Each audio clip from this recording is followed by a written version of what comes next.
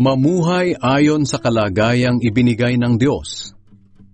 Ang bawat isa sa inyo ay dapat mamuhay ayon sa kalagayan na ibinigay ng Panginoon sa Kanya. Dapat manatili siya sa Kanyang kalagayan nang tinawag siya ng Diyos. Ito ang iniuutos ko sa lahat ng iglesia. Halimbawa, kung ang isang lalaki ay tuli nang siya'y tawagin ng Diyos, hindi na niya dapat baguhin ang kanyang kalagayan.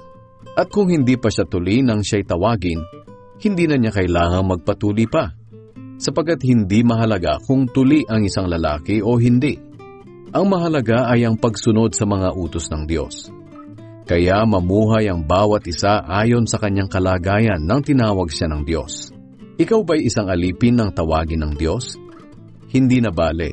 Ngunit kung may magagawa ka naman para maging malaya, samantalahin mo ito. Sapagkat ang alipin ng tawagin siya ng Panginoon ay malaya na sa harap ng Panginoon. Ang tao namang malaya ng tawagin siya ay alipin na ngayon ni Kristo. Pinili kayo ng Diyos sa malaking halaga. Kaya huwag kayong basta magpaalipin sa tao. Kaya nga mga kapatid, mamuhay ang bawat isa sa inyo ayon sa kanyang kalagayan nang tawagin siya ng Diyos.